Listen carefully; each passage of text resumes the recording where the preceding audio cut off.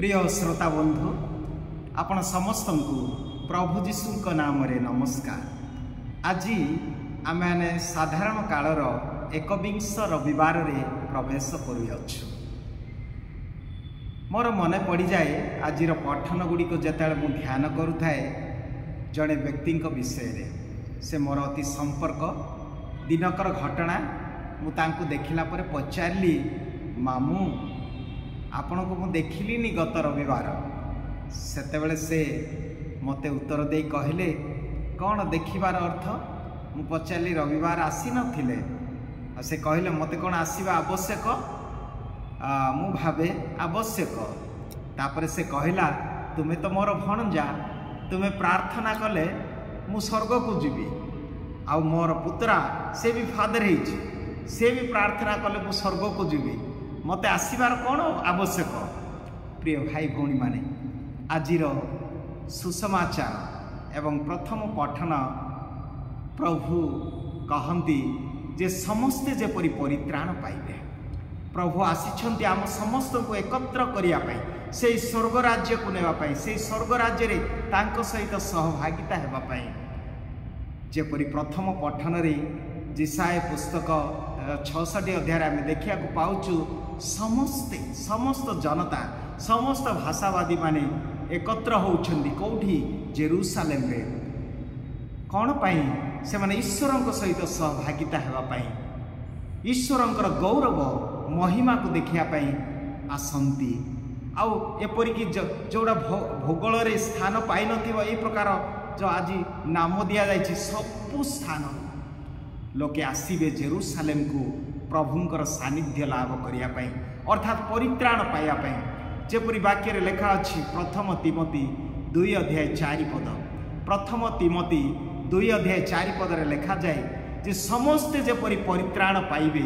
समस्ते जेपरि सत्य संबंध रे ज्ञान पाइबे सेथिपाई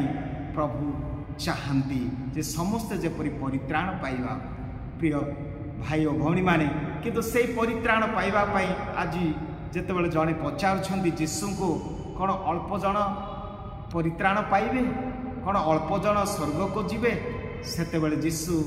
सीधा उत्तर दौनांती से कौन कहउछंती संकीर्ण पथ दे जाओ संकीर्ण द्वार दे गले तुमे सही ईश्वरंक बा से स्वर्ग राज्य स्थान पाइब परित्राण पाइब संकीर्ण रास्ता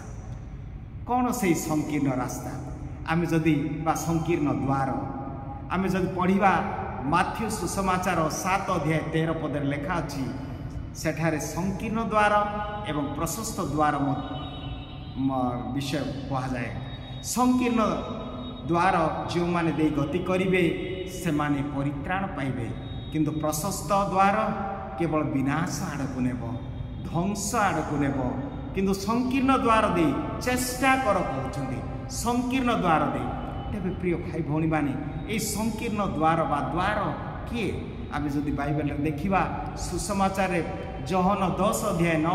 पदर लेखा जाए जे जीशु कहते मु होउछि से द्वार मो देई न गले केही पितांक निकट को जाई पारिबे नाही अर्थात ईश्वरंकर सानिध्य लाभ करने को हेले आमको जीशुक दे जीवाकू पड़िबो। जीशु कहउछथि मु से ही द्वार किंतु संकीर्ण द्वार कहीं जीशु कहले संकीर्ण द्वार कौन जीशु केवल से मनोनीत लोक आसते जीशु कौन केवल ख्रीस्टियान मानक आसते जीशु कौन से जिहुदी मानक आसते से तो कहते समस्त जेपरी परित्राण पाइबे समस्त उत्तर दक्षिण पूर्व पश्चिम सबुआड़ आसबे यार अर्थ कौन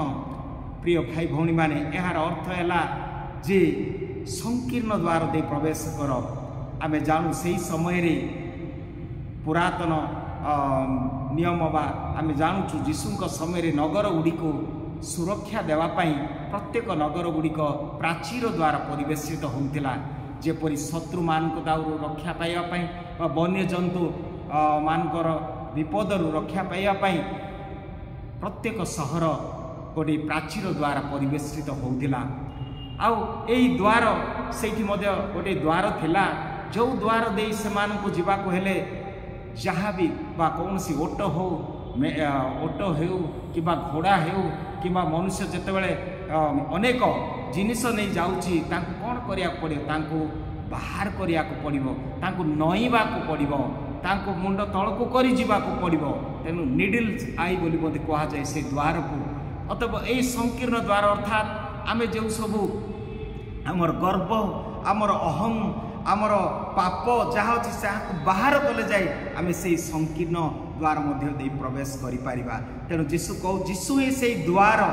यार अर्थ नुहे जे जीशु अल्प लोक आसते किंतु जीशु राज्य प्रवेश करिया कहले आम मध्य जो सब पाप संकीर्णता मनोभाव दुष्कर्म गर्व अहम युगुड़ा को बाहर कले जाए आम से द्वार मध्य जापर जहाँ आम बोझ नहीं जाऊँ। संकीर्ण द्वार अर्थ मध्य है केवल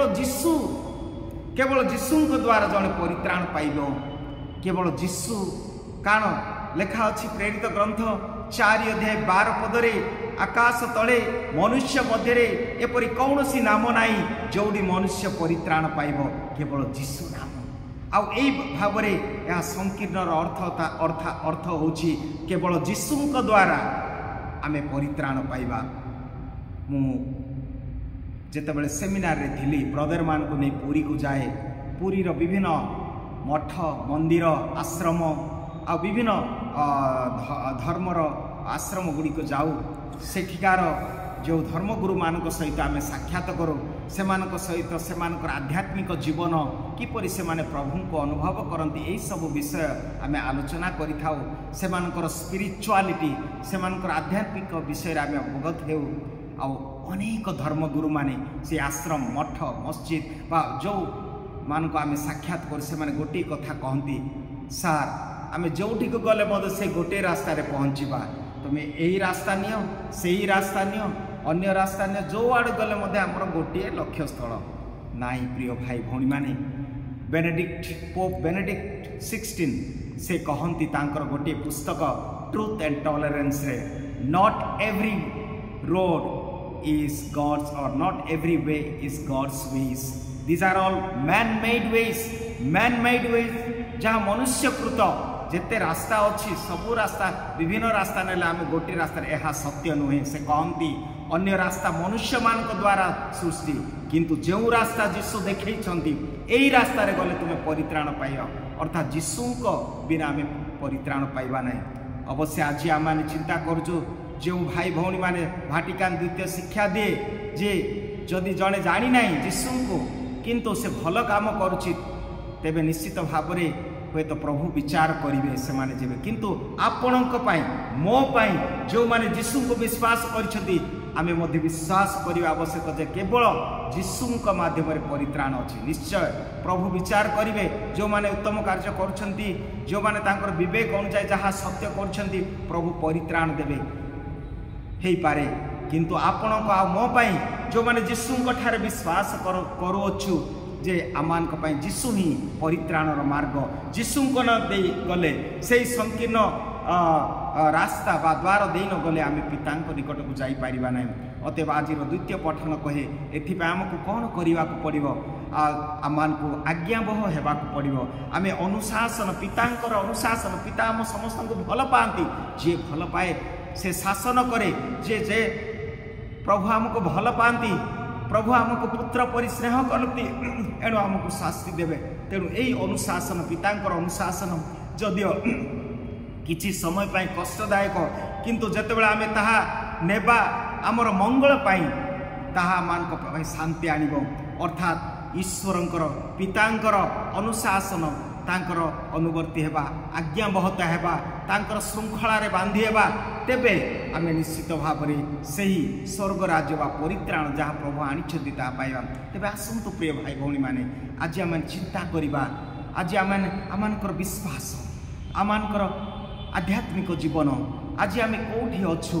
प्रभु चाहते आमे समस्ते परित्राण पाइबा। तेणु द्वितीय पीतर 3 अध्याय 9 रे से कहीं अपेक्षा करछंती से कहीं एते धैर्यशील से कहीं डेरी करछंती आसिया पाई आमे जेपरि केही भी नष्ट न हेबा आमे जेपरि समस्ते अनंत जीवन पाइबा सेति से समय दउछंती सेति से सुजोग दउछंती सेति से बारंबार हमको आह्वान करंती ଯେପରି ଆମେ ତାଙ୍କର ପରିତ୍ରାଣ ପାଇପାରିବା। ତେବେ ଆସନ୍ତୁ ପ୍ରିୟ ଭାଇ ଭଉଣୀ ମାନେ, ଆମମାନଙ୍କୁ କ'ଣ ଆଜି ବୋଝ ଆମେମାନେ ବହି ଚାଲିଛୁ, କ'ଣ ଆଜି ଆମମାନଙ୍କୁ ବ୍ୟତିବ୍ୟସ୍ତ କରୁଛି, କେଉଁଠି ଆମେ ପଡ଼ି ରହିଛୁ, କେଉଁ ରାସ୍ତାରେ ଆମେ ହଜି ଯାଇଛୁ। କିନ୍ତୁ ପ୍ରଭୁ କହୁଛନ୍ତି ସେଇ ପଥ ଦେଇକି ନ ଗଲେ ଆମେ ଚେଷ୍ଟା କରିବାର ଅଛି।